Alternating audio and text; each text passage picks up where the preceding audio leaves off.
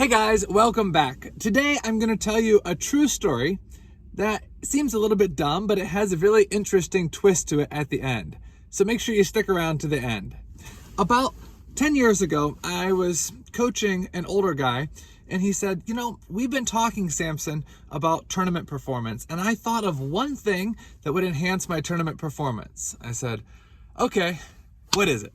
And he said, well, between games, I think that I should stand very upright with my chest out, and I should look down on my opponent with authority in my body language. I think that's going to intimidate my opponent, and I think I'm going to get more wins at the next tournament.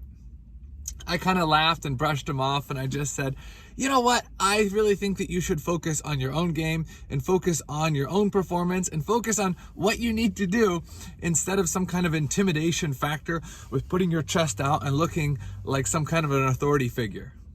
So anyway, he kind of laughed a little bit sheepish, like, okay, I guess my idea wasn't very good. Well, today on the way to work, I was actually thinking about this story from 10 years ago. And I was thinking about a little bit of the truth that's contained in it. You see, when you have positive body language, when you have your chest out, when you're confident, are you doing it to intimidate your opponent? No, but what it does do is it does give you more confidence. When your outward appearance is more confident, probably you will be more confident inside. And playing with more confidence in your head is really an important thing. Think about a banana. You got a banana, and there's basically three types of peels. You've got green, which means it's not ripe. We've got yellow, which means it is ripe. We've got black, which means it's too ripe. So as the outside of the banana peel tells about the inward contents, so your external appearance, the facial expression, the energy that you show, the confidence that you have, it does have a big reflection on your kind of inner self as far as how motivated are you, how focused are you, how much of a fighter are you, how determined are you.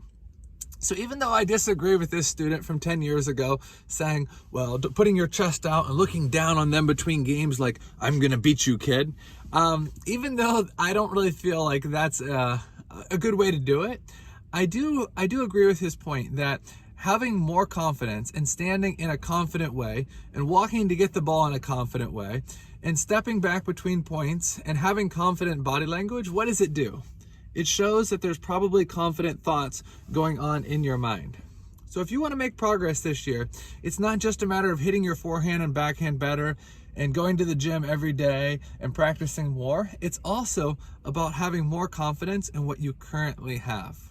A lot of players, they're 1600 level, but they're playing 1200 level in tournaments. Or they're 2100 level, but in tournaments they're only playing 2000.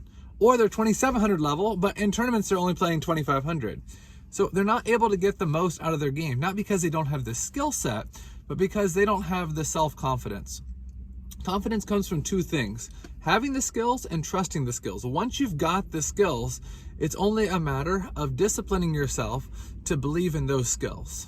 And the question that people ask all the time is, Samson, how can I learn to have more confidence? Well, two things. Number one is when you're playing well, remember what you're playing well and follow that track. And number two is when you're not playing well, let's say you're down 8-2 in the first game, what do you have to do?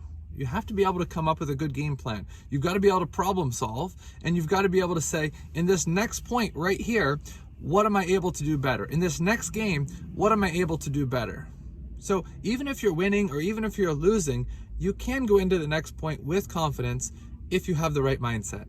I'm Samson Davina. Thanks for watching. For more free articles and videos, make sure you check out my website, samsondavina.com.